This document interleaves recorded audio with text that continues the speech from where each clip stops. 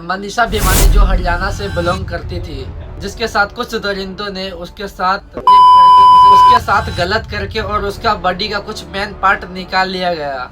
वह घर से एडमिशन के लिए कॉलेज जाने को निकली थी, जो वापस लौट कर ही नहीं आई। और इसके साथ जो गलत हुआ उस पर कई सारे बड़े बड़े यूट्यूबर ने, बड़े बड़े सेलिब्रिटी ने आवाज उठाया और कई सारे लोगों ने इसको लेकर प्रोटेस्ट किया।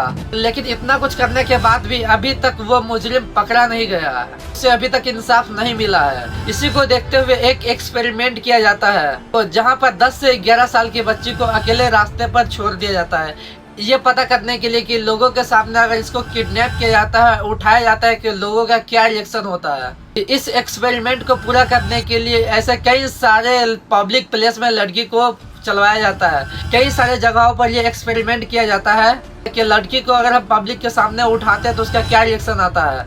हैरानी की बात यह है, ऐसे कई सारे जगहों के सामने लड़की को उठवा लिया जाता है, लेकिन वहाँ पर जो आसपास में लोग खड़े थे उसका कोई रिएक्शन ही नहीं आया। ऐसे कई सारे जगहों पर चलती लड़की को उठा लिया जाता है और उस पर लोगों का कोई रिएक्शन ही नहीं आता।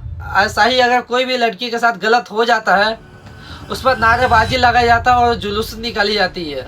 मेरा कहना यह है कि सिर्फ मोमबत्ती जलाना और जुलूस निकालना और प्रोटेस्ट करने से कुछ नहीं होता है। अगर आपके सामने किसी के साथ गलत हो रहा है और आप चुप है और उसके सामने आप उसे बचाते नहीं हो, उसका विरोध नहीं करते हो और चुप से देखते ही रह जाते हो, तो यह सबसे बड़ी कायरता है।